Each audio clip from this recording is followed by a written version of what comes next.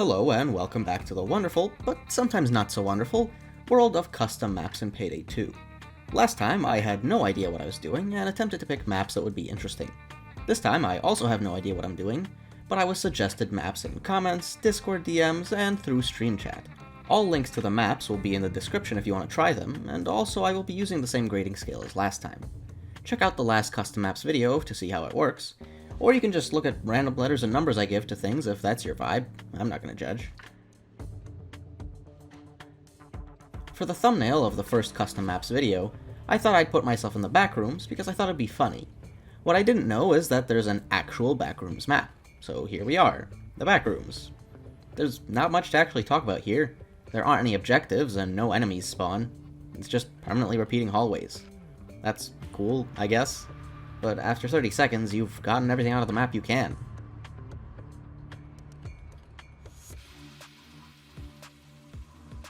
Aside from having a hilarious name, Deep Inside is an interesting map. The goal of the map is to steal cryptocurrencies or something, but the map starts out like any other.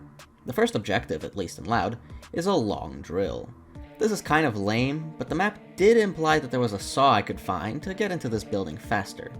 I did find the saw, it just happened to be so late that the drill finished faster anyway. To open the bunker, I needed to find some electrical boxes, but only some counted. This was kind of annoying, but exploring the map a bit got me to all of them, and after doing that, I went deep inside the facility. The first thing you do after entering the facility is lockpicking a bunch of stuff, which is kinda lame, but whatever, it makes sense in the context of the map. You also see a bunch of these boss enemies kind of waiting around, but boss enemies in Payday 2 are shit. So they just waste your ammo, and that's about it. After a bit of waiting around, you smash the glass and enter the main area. You can make your way down there using stairs, but I was getting shot at and didn't realize this at the time, so I just jumped down and died. There's also this slowdown effect for cinematic purposes, but since I was in slowdown and died while using the injector, something in the game broke and now my timers are broken for the rest of the heist. This meant I had really short injectors and my unseen strike ran out immediately. That did kind of mess with me for the rest of the map, but it's fine. I started to hack into the mainframe, but needed to rewire some boxes. The first box was fine, but the second box was in a very odd position. I died here, but I tied down a sieve earlier, so I just waited for Clover to trade me. She's already making herself more useful than Houston was last time. Anyway, I spawned back in, died, and then went to steal the crypto. Yay. Oh no. I initially thought that I would need to bag and move them, which would be aids, but luckily that wasn't the case. Good decision, map creator. After doing this half, I needed to do the other half, which follows the same process. The objective this time was to overheat some stuff, but it was really annoying because you walk through this coolant slowly, and the timings on the valves are weird. But after this step, you can leave the facility and escape. This map is very nice and feels quite cinematic. There does seem to be a problem with walls though, as enemies frequently just walk through them in the outside part of the map. And on the inside, there was this wall I could shoot through, but the enemies couldn't. Also, the enemies seem to have trouble pathfinding down to the main area, so you don't really have a whole lot of pressure. Overall, I'd say it's a fun map with a couple strange moments, and the soundtrack behind it is great too.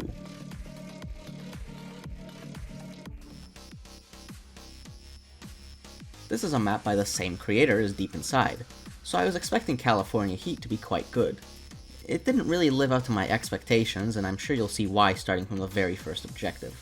If you're wondering what kind of objective can ruin a map from the word go, well, how's moving 12 bags sound? Not only do you need to move 12 bags as soon as the map starts, but you need to move them to a sewer behind the funny grass shop, and that needs you to lockpick a door open.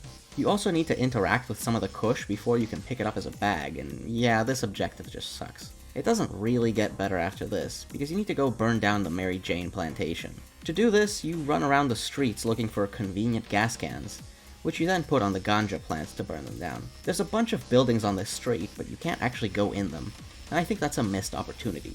Maybe there could have been a gas station where you fill up gas cans to bring back to the pots of pot. Anything other than just gas cans spread around the block. The next objective needs you to find a suitcase, which I couldn't for the life of me find. After bumblefucking around for too long, I looked up a video of someone else doing the map to see what I was missing. Turns out there's a voice line that I didn't hear over the music, and it tells you to look in the parking lot for the suitcase, so I guess you can put that one on me. Finally, you need to kill some guys and escape. This map is just not that good. I think the objectives don't have good flow and are all very beat by beat without any connections. The map comes with custom music, which I like, but I don't think it really fits the map. That's not the musician's fault. I can imagine it's hard to make a custom track to fit a map where nothing really happens.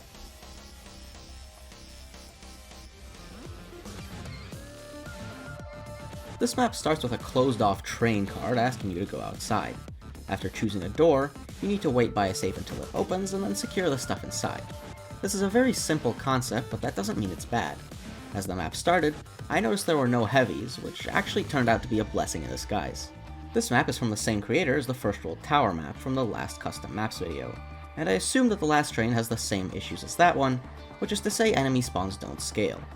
If I had to deal with heavies at this absurd KPM, I don't think I'd be able to finish the map without some commando rev build or something.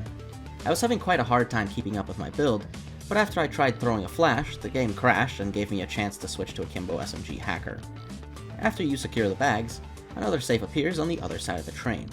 I thought this might be an endless map, but I also noticed that the safes were not spawning in the same place each time, and I figured I'd wait it out. You only have to do 4 safes before the escape activates, and then you need to lockpick a door to leave. How someone is intended to lockpick this door, I'm not exactly sure, since there's an endless assault and nothing between you and the enemies, but it worked out in my case, so whatever. This map is fun, but super KPM heavy. I guess that's basically a requirement, because otherwise sitting in one spot waiting for a drill to open would be super boring. The visual elements of this map make sense, and the gameplay is intense. This map is honestly great, even though the objectives are samey. If you want something short, sweet, and intense, give this one a go.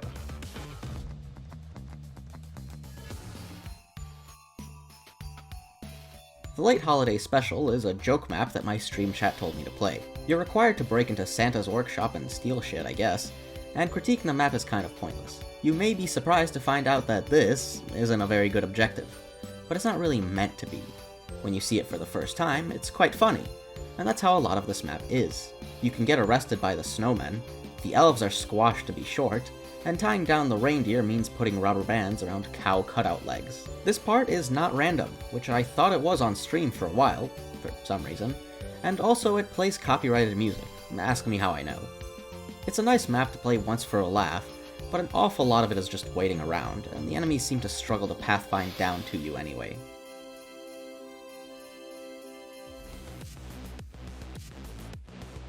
The mod page for Manager Mayhem warns about loud sounds, but I forgot that, and got jump scared. So, here's my little Fuck me, that's loud. This map starts with setting up a zipline, but I was stupid and didn't actually realize that because the zipline is placed slightly above where I looked. Eventually I did figure it out, but died on the zipline because it was placed a bit too high to pre-place a fac. Kind of annoying bit of design, but afterwards you move through this fancy house thing to cross this ledge. I couldn't figure out where to go afterwards for a bit until I realized the vents were breakable, and tell you what, this feels sick as fuck to do. I was having some trouble pushing out into the next section, given I was playing Burglar, so I threw a precautionary flash. And my game crashed just like last time. Alright, well, I know what I'm doing now. So I speedran the map again, but realized the next objective was a long-ass drill. I didn't really want to wait for it, so I just made a new build with drill skills. The rest of the map went smoothly, it's really just a DPS check while waiting for a drill. The spawns are high and the corridors are cramped, but I had Cert Crit Body Expertise Buzzsaw, so what do I care? After the drill finishes, you secure the server through a vent and escape through a different vent as well. The escape driver for this map is voiced by Connor Shaw, and if you know who that is, I think you're entitled to a senior discount at AMC or something. I'm your driver, let's get going! Oh my god, is that Payday 2 YouTuber Connor Shaw? As I made my way back to the escape, I was worried about potentially dying on ladders and zip lines, so I threw a precautionary flash. And my game crashed. You may have noticed a pattern here, and for the rest of the maps I'll just use special throwable decks to prevent the game from crashing. There wasn't a whole lot more to the map from here anyway, it's just securing that server from before and on to day 2. Day 2 is not very good. The first step is a PC hack while sitting in a room, and that's kind of boring. Also, this chair is placed in such a way that you can't walk around it.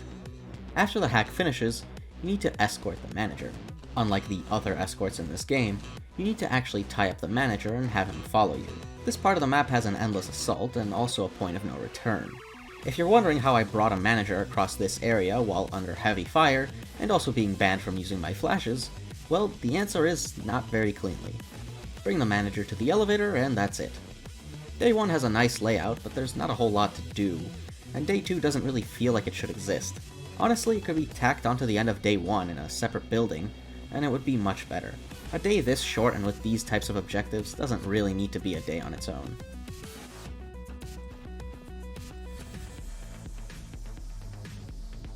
The next map I played was the southern branch of Harvest and Trusty.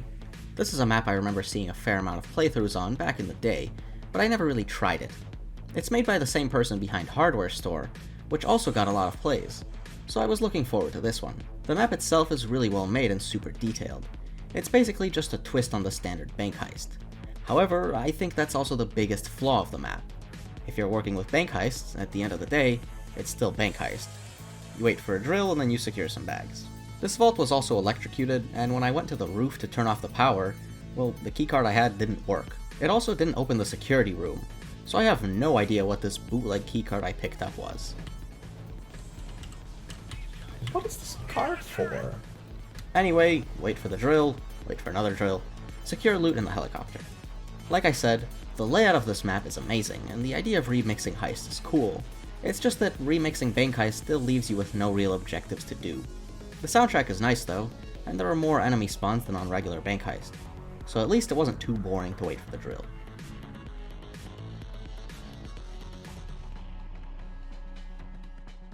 Transport Big Street is a map that doesn't need to exist. First question, why make another transport heist? No one likes the ones in the game.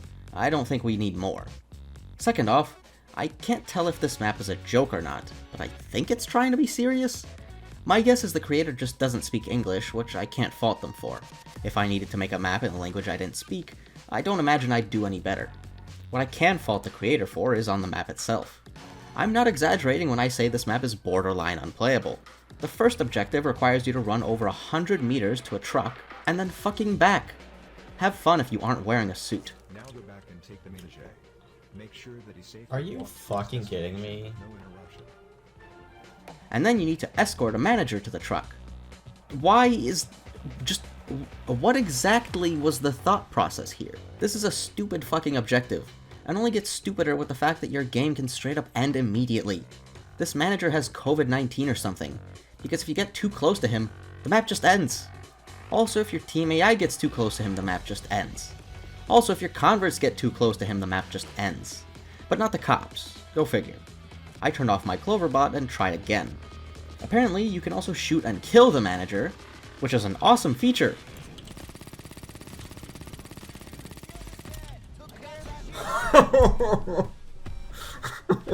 What do you want? What do you want from me? I didn't feel like playing this map on Death Sentence without a bot and blindly trying to figure out the objectives, so I dropped the difficulty to Death Wish in my desperation. Once he gets to the van, the endless assault ends. Why even have an endless assault then?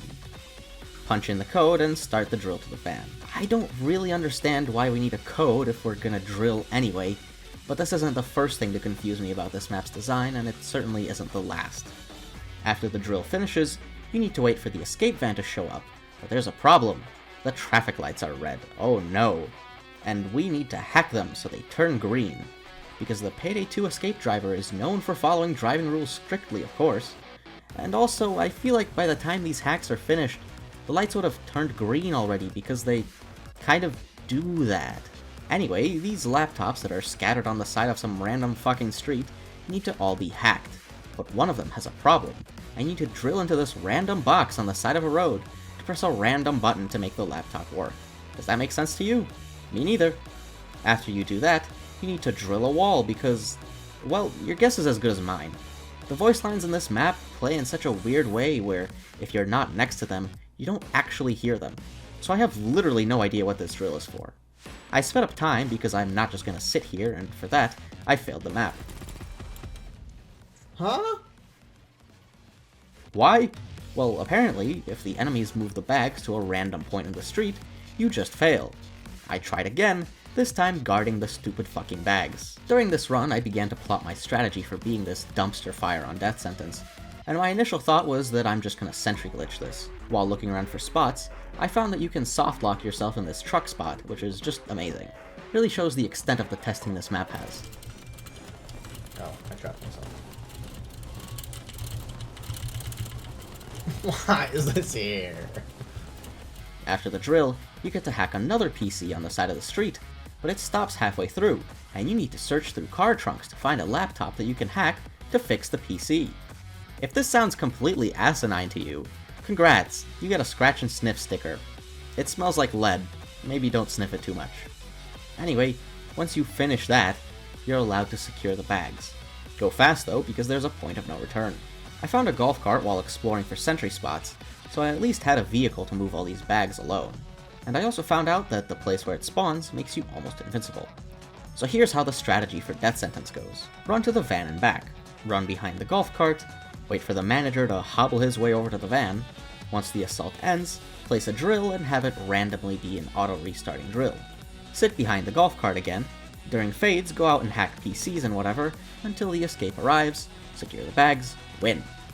Except none of that actually happens, because when I tried to secure the bags, they didn't fucking count. Apparently this map can actually be beaten, but I don't know how, and I also don't really care how. As you may have noticed, this map is fuck ugly and the objectives are terrible.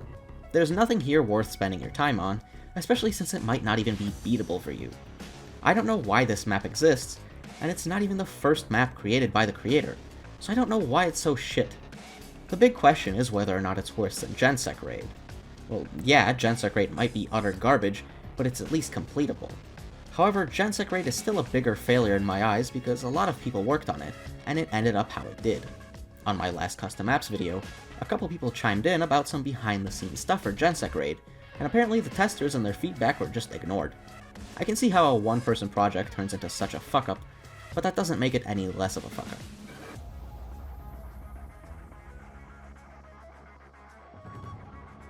The map I was most looking forward to was Botched Bank Heist. This is a map in which everything goes wrong. Not in the Transport Big Street way, but in the this heist is botched way. The idea is quite simple, and that's just a basic bank heist in which everything doesn't go as planned. The first objective is to drill through this upstairs door, which is a pretty lame first objective, but I conveniently brought C4 so it wasn't a problem. If you don't bring C4, it's not that bad. The drill is only a minute long, so it's not a complete waste of time. The manager is hiding somewhere upstairs, and it turns out he's inside a closet. You need to then escort him back to the vault. I started escorting, but the second I looked away, the bastard took off running. Now, if you don't know how escorting in this game works, after you yell at your target, they begin walking toward their goal. They will only stop moving if there are no players within 10 meters of them, or if an enemy is within 2 meters of them. So for those of you yelling at Matt for 15 minutes straight on Heat Street, you no longer need to do that. Save yourself a couple key presses. It was awesome that this map made you actually escort a target for once, or so I thought. The manager ran away again, but this time I was right next to him. Sorry to spoil the magic, but it seems like the manager running away is scripted. Not as cool as my initial guess, but it's still cool. After he gets to the door, I yelled at him until he put in a password, which then doesn't start the time lock. You need to go find a keycard, and then you can start the timer. The time lock can be stopped by enemies, but it will also require a rewiring.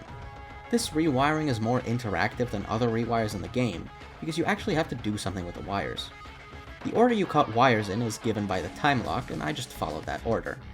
I will say though, the placement of this box was quite awkward, with this convenient window for enemies to shoot through. I let the time lock finish, and then moved into the vault. Here, I was told to put down the thermite, which I, of course, didn't bring. I went out onto the street to wait for a driver to come bring some to me, but then the driver crashed and fucking died.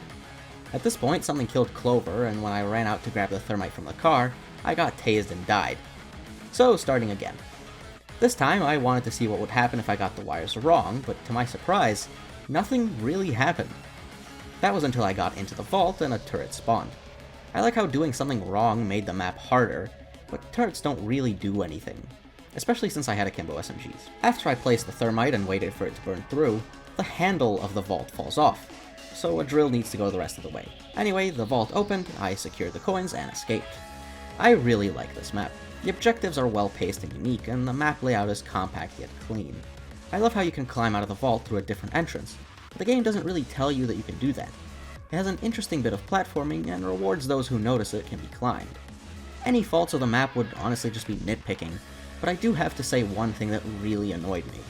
Cloakers will sometimes hide and wait for players on maps, and in this map specifically, cloakers kept hiding in this specific closet. Because this map is so compact, I could hear the lingering cloaker noises so much that I started to hear it even when he wasn't there.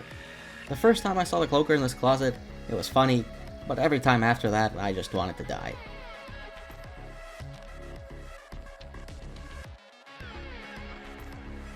Although I was looking forward to Botched Bank Heist the most, I saved Constantine's scores for last because it's a 7-day heist. Now, the heists themselves aren't intended to be 7 days, from my understanding, but it's just 7 days put together into one heist. The Constantine Scores pack has 24 maps, and this map just has 7 of them in one heist. This makes sense, because the maps don't really feel connected. Day 1 is basically Mall Crasher. Mall Crasher in itself is kind of lame, but I like this twist on the idea. You have an entire street of stores that you need to trash, and my original build was taking too long, so I pulled out the commando build. Bing bang boom, literally, and the day was done. Day 2 is kind of strange. You just need to drive from point A to point B moving bags, which is not really much of anything. Points A and B are a bit too close together for it to feel like you're doing much, but I do like how the road between the points is not restricted. You have more or less full freedom of which roads you take. On to Day 3, which is tragically stealth only. I knew there would be some stealth-only maps before going in, so I did have a build ready. This day is a twist on Art Gallery, and I'd like to say more about the map, but it's stealth. I just don't really care a whole lot for it. I went in with a couple body bags, and I left with a fancy artifact.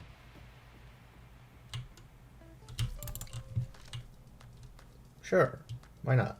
Since I was going a little bit too fast through this week of heists, Day 4 came in to slow me down. This day is, well, it's not bad, but it's ruined really hard by the spawn points. This day has quite dubious enemy spawns, and what I mean by that is this. Objective, enemy spawn points. Objective, enemy spawn points. Objective, enemy spawn points. I hope you understand the idea. This enforces either bringing more people with you, stronger builds, or just waiting for phase to do literally anything. This is shitty design and just slows the map for no reason. I tried a bunch of different builds until I figured out I didn't want to sit there lockpicking a bunch of doors, and just went with my Kingpin Saw build. There's also a 30,000 health boss in this map, so if you're wondering how I dealt with that guy, well, the answer is slowly.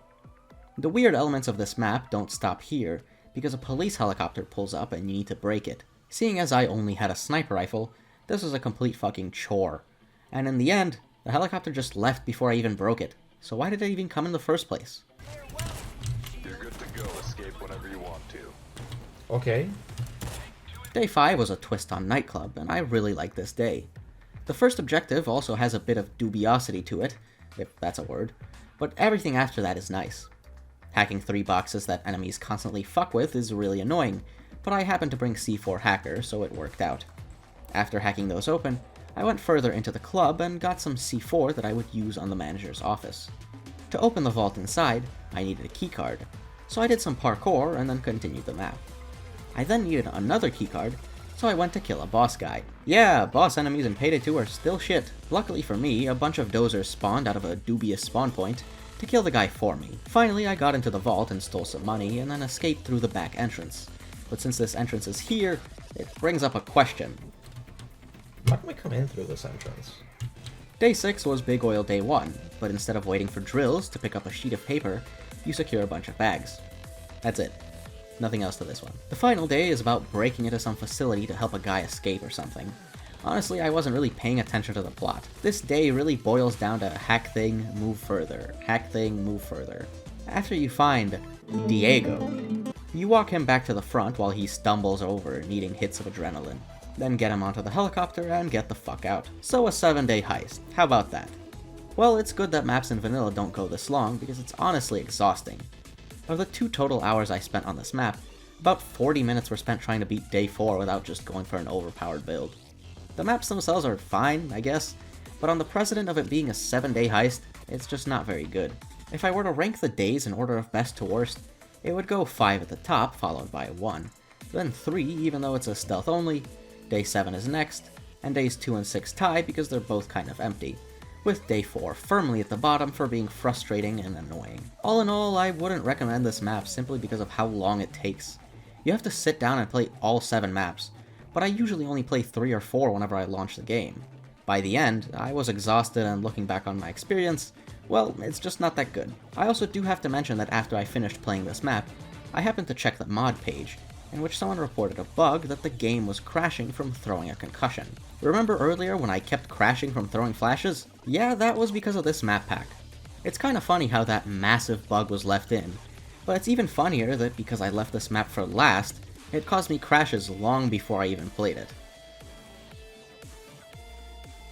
And those are the custom maps this time around. Better choices than last time, yeah? Well, I sure hope, because I didn't even pick them.